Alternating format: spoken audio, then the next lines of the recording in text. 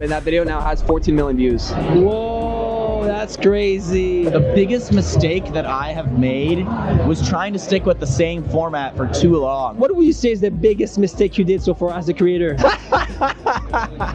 Ooh, where to start? We are on a mission to interview 500 accomplished YouTubers in less than a year. As a bonus, we surprised them with our most epic project yet.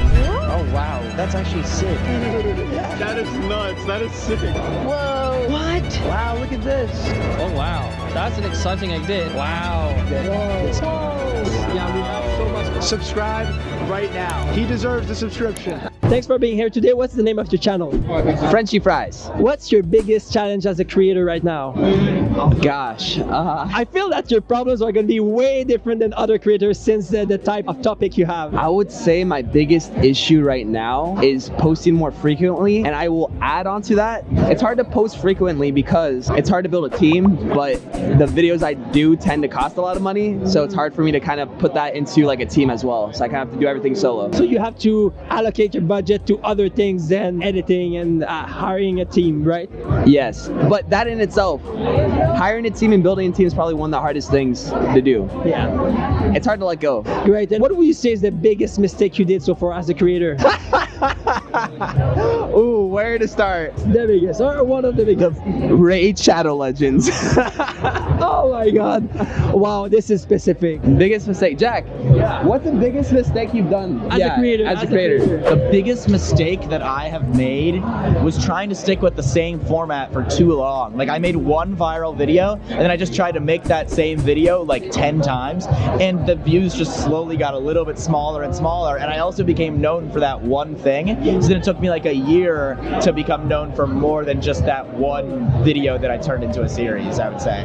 And that thing you did again and again, was it viral first and then you repeated it because of that, or? Yeah, so I did this video trying to figure out the TikTok algorithm, and then it did really well, and I'm really glad I made that video and then I made more because it got me my first 100,000 subscribers.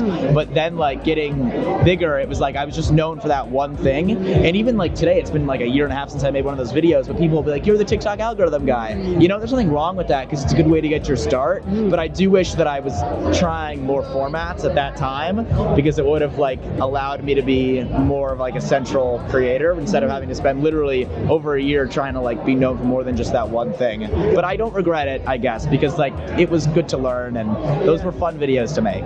It's funny because that guy I interviewed earlier today said exactly the opposite. He said like, when you have a video that's going viral, just capitalize on that and do it again. I agree with that, unless you want to do more. Like if you don't love that format, you can't just keep doing it because it went viral. That's the only thing. Where like if I loved it, I was like, this is what I want to do for the rest of my life, just make this series, then yes.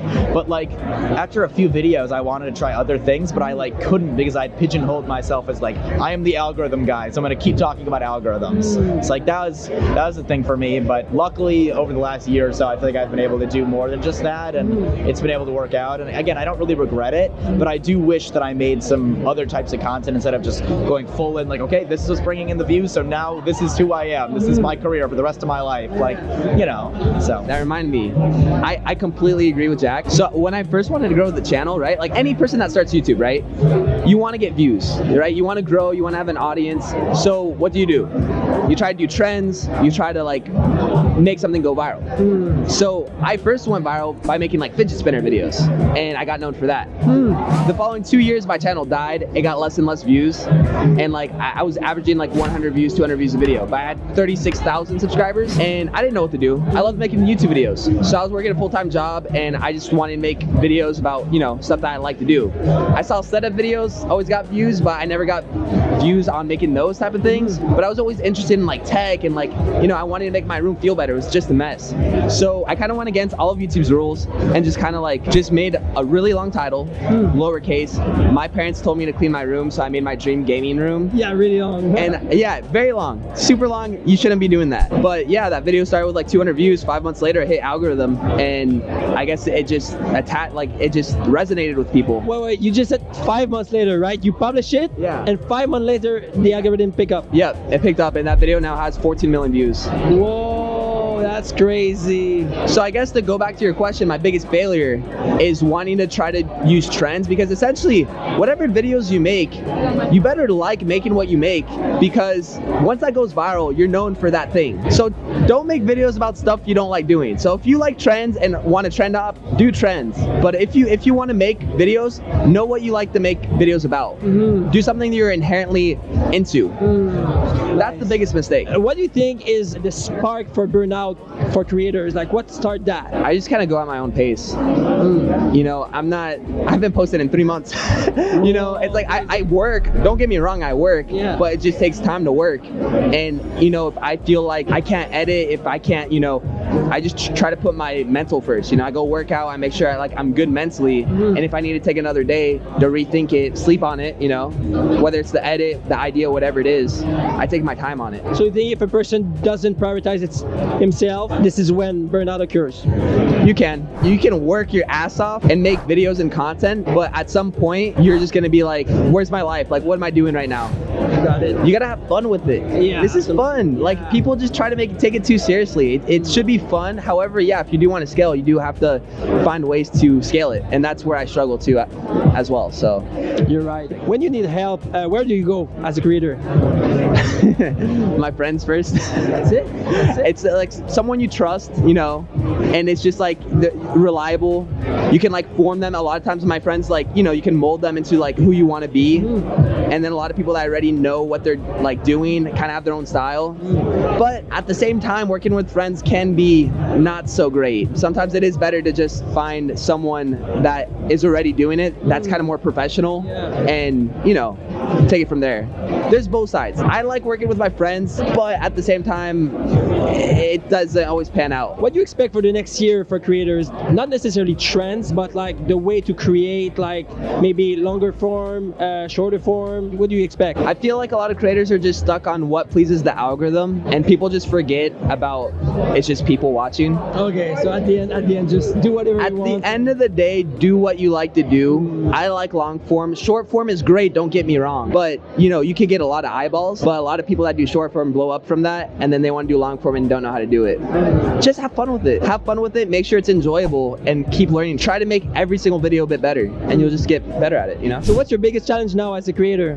My biggest challenge now is taking the ideas and bringing them into reality. So at first it was like, so my channel is sort of like if Vsauce went the Ryan Trahan route, essentially, which is like I go on adventures to learn things. I go to interesting places like a lab that clones dogs, or a place like that to like learn about like what goes on here. Like should I be part of that? Like learn about science? And so we come up. At first it was like I needed to come up with good ideas. So I put together a group. We meet on Discord and we talk about ideas. And now I've been able to really come up with good ideas. But now that I've got all these ideas, it's hard to make them. So I have to email people, call people, and as the videos are getting bigger, that's getting harder. So my biggest challenge right now is uploading more, because as the videos are getting bigger and hopefully better, it's harder to produce them. But I'm looking to hopefully work with some people to make that happen and be able to upload a little bit more. You started pretty early on, if I'm right. Yeah. When did you understood what you were really doing? Like, what was your specific topic and everything? I guess you had a moment where you were just exploring, right? Yeah, I did the algorithm videos for a while, the TikTok algorithm and YouTube algorithm. I would like figure it out essentially. But then I started to, I just decided I want to do a little more general stuff. Like I wanted to be more just like general science education. And so I tried a few different things, and you know, I say science education kind of loosely because it's more entertainment really than education, but like the video should make you think. And that was like what I realized, like what are the core things that make a good YouTube video in my eyes, like made me really think about something, like it was sort of deep in some way. And also like I watched till the end and I just really enjoyed it. Yeah. So that was like, you know, I realized that's what I want my videos to be. And so and that was like the beginning of this year. I was like, okay, this is my channel, this is what I want it to be. And I just got to come up with all ideas that fit into that format. And it's pretty general, which is nice, like universal appeal. And so I've just been doing that, and hopefully I'll be able to upload more soon and go through the roof, you know? Yeah, Hopefully that's take it. off, yeah. What do you think is the spark for burnout for creators? I think sometimes, honestly, it's like what I was saying earlier, like if you're making the same format over and over, like I know that that's good to capitalize on it, it's something that worked, but what that means usually is like you had one viral video and so you might do it again a couple more times, but if you just keep doing it the same thing over and over and over, and you make that your whole channel and you're not really innovating, your content will stop getting views eventually because people get sick of that like one shtick, and then also like you'll probably get burnt out unless that was like really your passion. And so I would say just like don't follow the views, like follow what you love, and like the views will come, you know, like just keep doing it, the views will come. If you follow the views, that's I think when burnout comes, and it's like sometimes the views start to go down, you're doing the same thing over and over, and yeah, that would be my advice. Understood. When you need help, where do you go to get this help as a creator? Honestly, events like this are really great to meet people, and then once you've met people, just text them and whatever. But coming to events like VidCon or Vid Summit have been really great for me because I've been able to meet a bunch of different creators, or even just like send that Instagram DM, like send that email, you know, like I'm not saying to like email your favorite creators randomly necessarily, but like if there's something you want to ask them, like send that email. Like, I mean, I'll speak for myself, like I reply to emails all the time. Like people send me emails and, you know, simple question like, hey, can you watch this video, give me feedback? And sometimes I do, you know, like send that email, send that DM. You never know if they might respond, but even better, come to an event like this and just go up to someone that you admire and introduce yourself, and eventually you guys can be friends, and it's great. So that's been the big thing for me, is just meeting people, trying to just reach out, network. I don't like the word network. It's really more just like meet friends. Create a relationship, right? Exactly. And then once you create that relationship, when you need help, you can just text them, and yeah. What do you expect for the next year for creators? I think people are really getting into filmmaking, which is awesome because that's what I love. So I think there's a lot of just like people who love storytelling. So I think that's just going to continue. I think that's like what people really are liking to watch right now. Maybe less so on short form, but maybe in the future on short form. Well, it is great storytelling on short form, but I guess it's less like documentary, like filmmaking storytelling.